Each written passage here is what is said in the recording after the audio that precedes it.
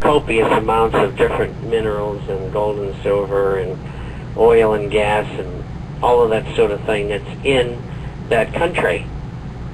They've never heretofore and up till now had decided to develop it, and I don't see them develop any presently. I think they're happy to be having the largest marijuana crop in the world and the largest, supplying 93% of the world's heroin. And so they're making about $300 billion a year doing that. So I guess for the time being, they're happy about that. And they're bringing all that into this country so they can arrest sell it to the kids in the street and then turn around and arrest them for it? Yeah, well, having jails is big business. Costs, depending upon where you are, costs anywhere between $35,000 and $60,000 a year to keep somebody incarcerated. And so prisons have become big business. And so the more young people I can stick in jail for 5 or 10 years, the better. And although some of the states are shutting down those facilities, but that's the intention. You know, there wouldn't be a narcotics trade if it wasn't created, but on the other hand, you have to have buyers. And in the United States and in Europe and Canada, they have lots of ready buyers. And as long as you have that sort of economic circumstances, it's going to continue, especially when it's outlawed, and by having it outlawed, it keeps the price up. Yeah, at the turn of the century, you could walk into any drugstore and buy laudanum or you know, grow your own hemp. That's right. Yeah, I was at the. Let me open up another avenue. I just came from the Tesla convention over in Albuquerque, and I've been talking to people about magnetic motors. They built them in Australia. I've seen them demonstrated 40 years ago, 30 years ago on Johnny Carson with Joe Newman. And yet there at the Tesla convention there was not one magnetic generator on display. And the people that I talked to, you know, some of whom I trust, say, yeah, I built one. And I tore it apart because I thought they were going to kill me. The Obama's idea of greening America is selling on the top of this mountain over here to a foreign company, a foreign corporation who'll put up windmills that they bring in from China, run the electricity down the hill and sell it to the people. To me, greening the whole greening America would be to put a wind, solar, and a magnetic generator in your garage and not pay anything anything or any share of that. Is that what is the part of the control that they have over us besides the oil, besides the drugs, is the energy? There were people there that had a little motor that was about the size of a suitcase that would produce 250 horsepower, and it was a sealed system, no exhaust, no nothing, just a certain type of motor.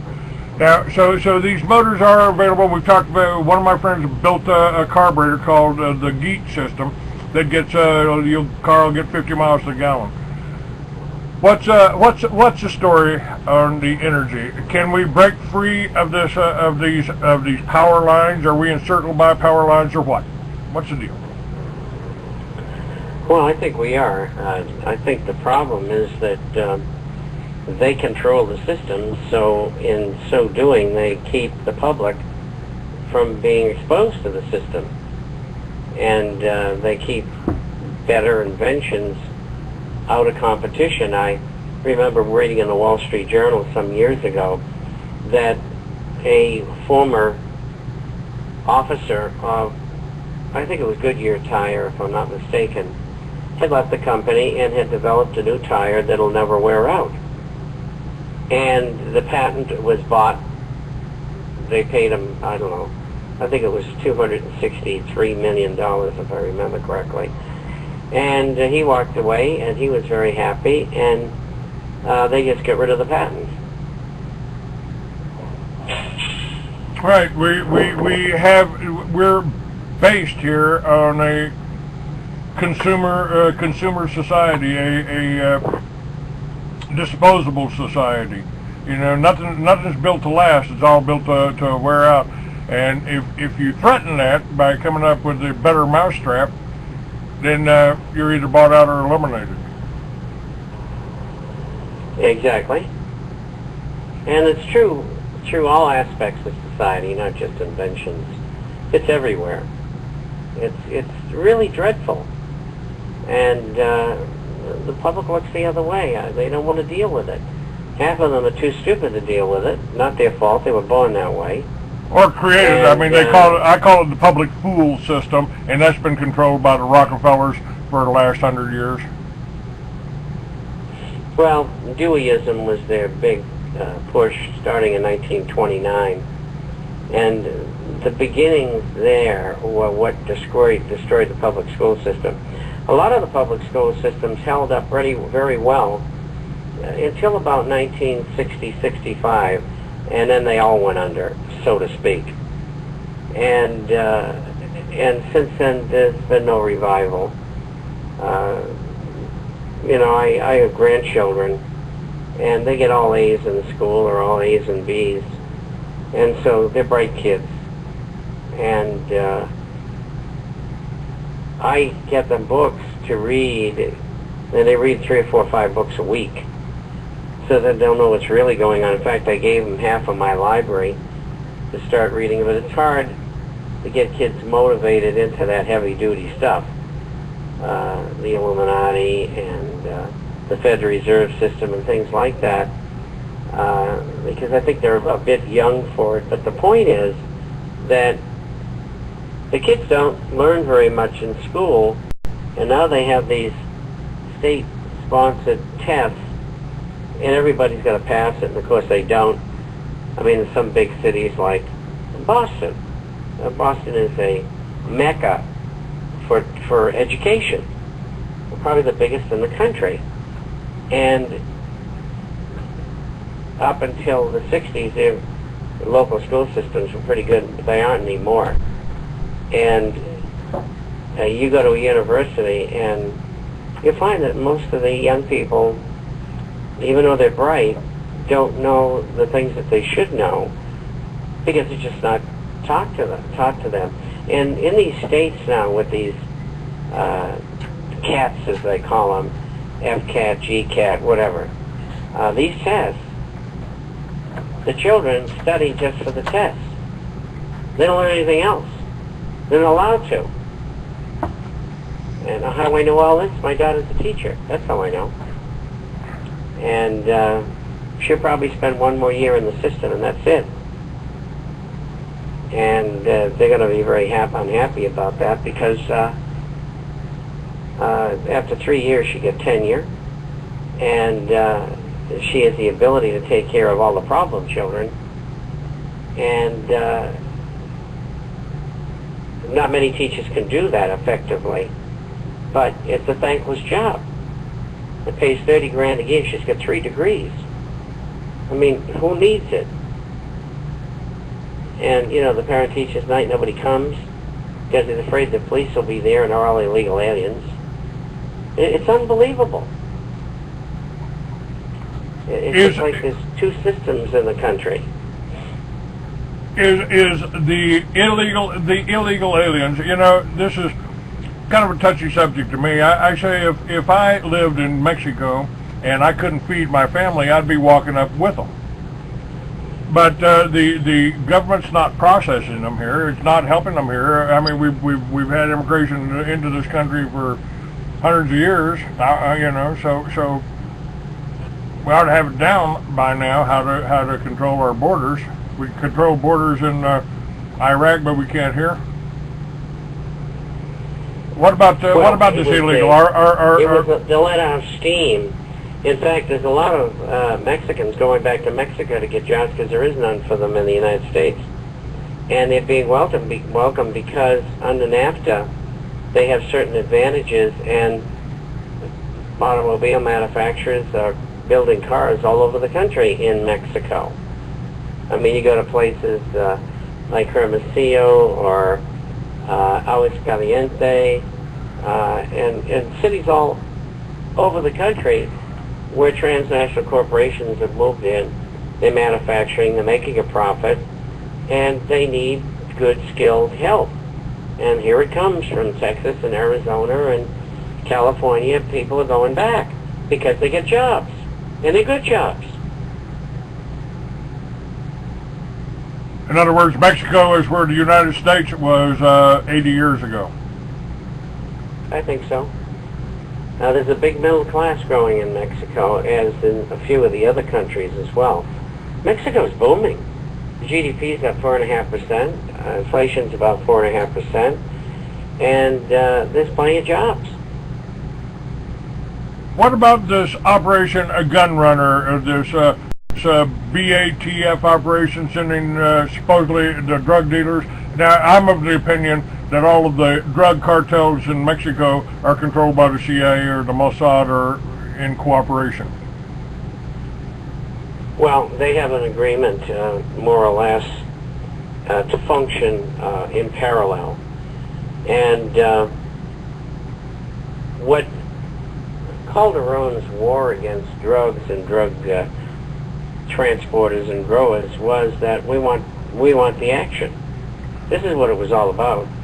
The CIA wants to run the whole thing, and the DEA is inconsequential. That's right. My shirt says "Criminals in Action," so I wore the appropriate shirt today. Well, all the violence you've seen has been caused by the U.S. and the Mexican governments, and that'll stop a year and a few months from now, when PAN loses control of the executive branch in Mexico and PRI takes over. And PRI will take over. And they also control the House and the Senate in Mexico, and they'll control even more of it. And they'll make a deal and say, look, we don't want to do that stuff. You know, have wars. We're tired of it. The people are outraged. 30,000 people are dead because of it. And I've lived in Mexico when that stuff was going on before, and so I know what it's all about. And what is going to happen is a deal will be made, and all violence is going to stop. Simple as that. I think Mexico's going to do very well. They bought 100 tons of gold just recently, and that's not chopped liver. What about the North American Union? I mean, is that still in the works? Is that still? Sure it is. I mean, it's always there, and it's part of their one world move, so to speak. It isn't going to go away. It's just we cut them off at the pass. And now they got to find another way to do it. They're harmonizing all of the things in business that are used, like weights and measures and warnings on say prescriptions or cigarette packages, and all those kind of things are being behind the scenes are being done. And I know that because I travel throughout Central and South America, and I see the things that are for sale. Interesting point here, and people are going to find this hard to believe. Now, 80% approximately of Mexican exports go to the United States. Same with Canada. But there's only 4% trade gap that Mexico has over the U.S. That's how much American things that are produced in the United States are sold in Mexico. I mean, everything from toothpaste, mouthwash. I mean, all kinds of fruits and like blueberries and apples and things like that. They come from the United States, and so they're pretty much in balance on their trade, pretty close, which you wouldn't think they would be, but they are.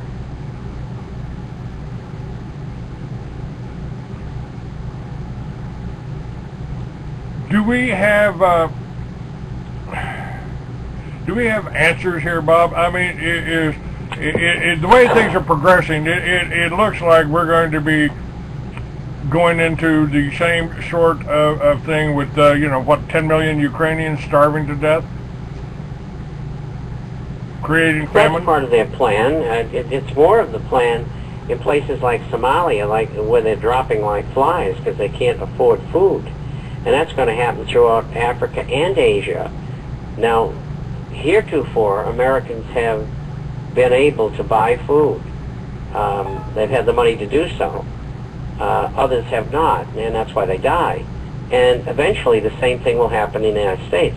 They'll continue to create weather which will cause floods and droughts and fires, and they will unnaturally interrupt the processing of food, like using a variety of corn to make a substitute for gasoline.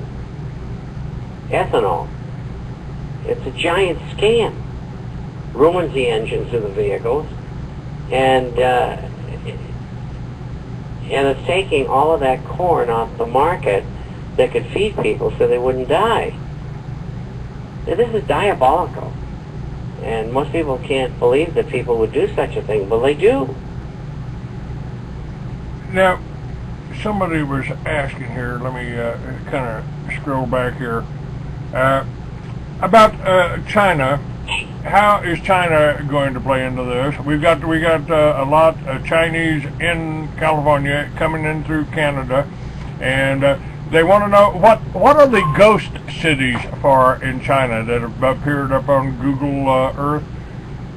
Whole cities are built in China. What are they? They were asking what are they building them for, to house U.S. citizens? I don't know. I can't answer that question, but I know they're building them because I've seen them, and pictures of them, etc. And I don't know what the end product is going to be of that. I can't answer the question. Okay, they have. All I know is that they're there. All I can do is guess. They expect to expand the economy and have places for people to live that are within a reasonable distance of some sort of industry that they would create. Okay.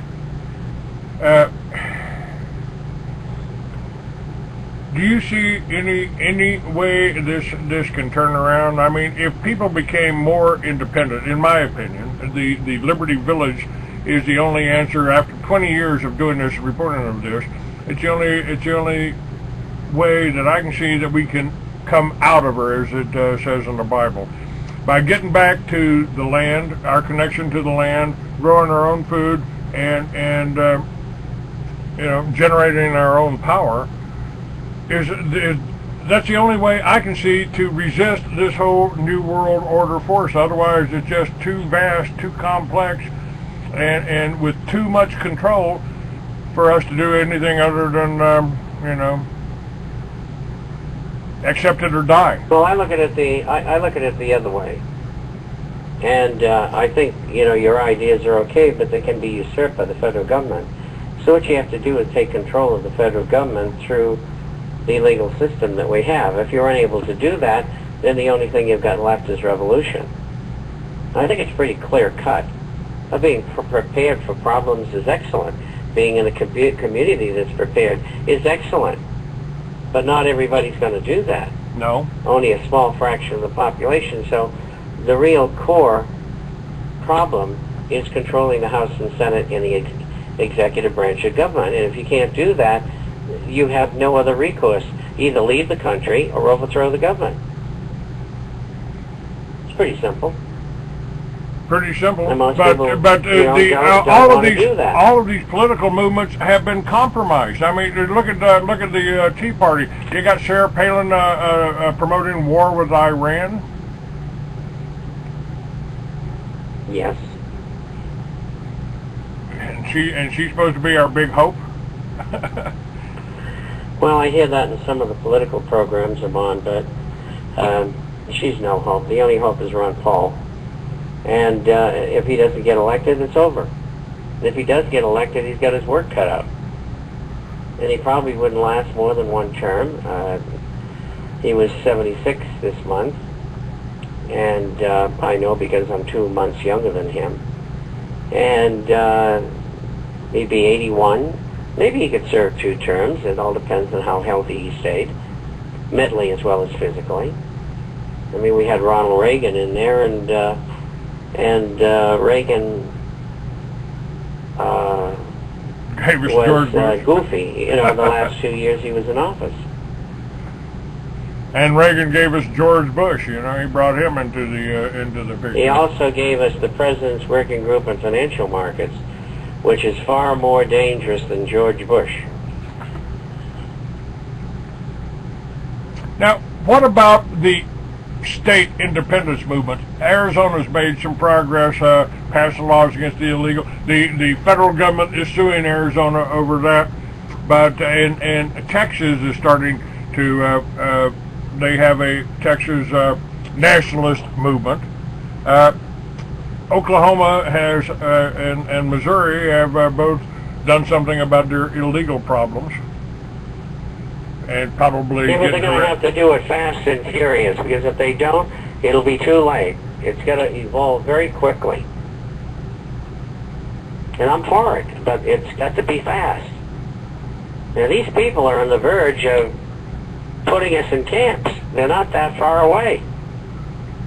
How long? 2 to 3 years. How long will it take to get that movement going? If they work fast, 2 to 3 years. The minute you confront the federal government, they're going to send Homeland Security in to arrest everybody and put them in camps. I mean, you got to be prepared to resist, and in a big way. It's what we've been talking about. And in Europe, here we got the Hispanics. In Europe, they got the Muslims.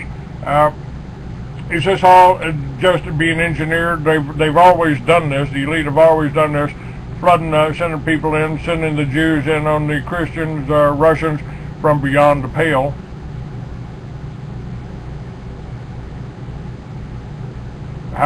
Well, I take the Mexicans any day. Yes, sir. Dealing with the Muslims, a whole different situation. That's a tough one, because they're driven by a religion that says that everybody should be a Muslim, and you don't have to violently disagree with Islam. All you have to do is say, I don't like any religion, so let's stop this stuff. Well, they'll cut your throat. They're very militant. They almost always only marry within their own group, so to speak. There's very little into marriage. You take Germany as an example. The Turks have been there since the late 1940s, mostly working in construction and jobs like that. And there was a manpower shortage after the Second World War, of course, as well. And many of them have become German citizens, but yet they don't intermarry with Christians or non-religious, so to speak. They want their families to be Muslim, and they want to follow the precepts of having women for breeding purposes, keep them stupid, and taking care of the kids and being used like another piece of furniture. I mean, that's really what it boils down to. And, I do a lot of interviews in Tehran. I did a half-hour interview this week. And, in fact, I did a lot of them this last couple of weeks. I did Rio de Janeiro, Caracas, Tehran and Athens, and so a lot of the people who I speak to, especially in Iran, are Muslims. But we never talk about religion, nor do we ever talk about what's going on in Iran. And what is happening with Iran? I mean, it's Israel still pushing for war against them. There's nothing going on. They're going ahead with their nuclear program, which is that they're every right to do so. And Israel doesn't like it because they want to take over the entire Middle East. I mean, they're a bunch of Nazis. That's what they are. Yes, sir. It's pretty simple. And let me tell these people how we can get them a free copy of the International Forecast. Go ahead, sir. We've got 2 minutes left. Go right ahead. Well, it only takes me 45 seconds.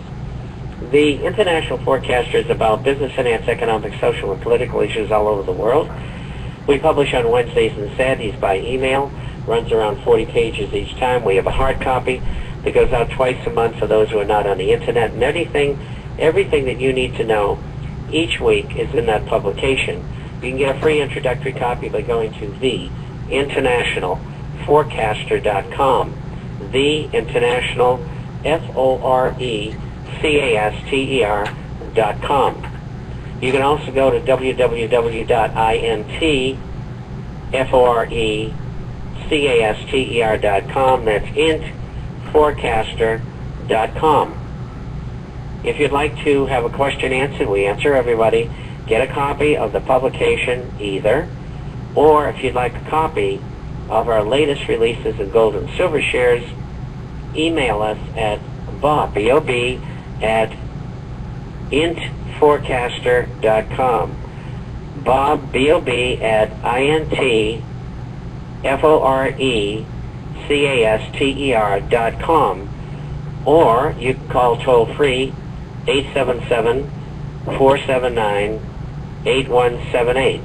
That's 877-479-8178. You can get a copy of either, or if you'd like to become a subscriber, they have a special deal there, which is for a free 1-year subscription. I think the offering is terrific. Take advantage of it. All right. Bob Chapman, thank you for being with me. And folks, this episode will be up on freeamerican.com almost immediately. And while you're there, take a look. And send it to me. Beg your pardon? So send it to me so I can put it into the International Forecaster tomorrow. Okay, I will do that. I'll also... All right, and I'll see you in a month. All right, sir. Or so. Yes, sir. First Friday. Okay, bye-bye. Bye-bye. Thank you, sir.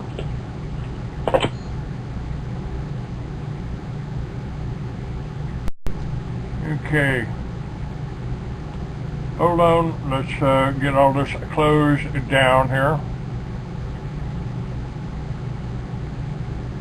Call recording has been completed. Got that done. And, okay. Yeah, I've got David Duke, Bubby. I've got him up on my blog TV as the latest statement about what happened in Norway. Good information. And we're out of here.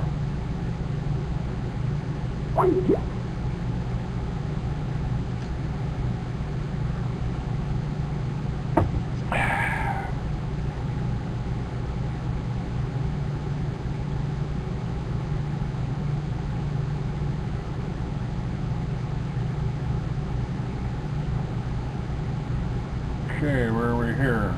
All right. We got to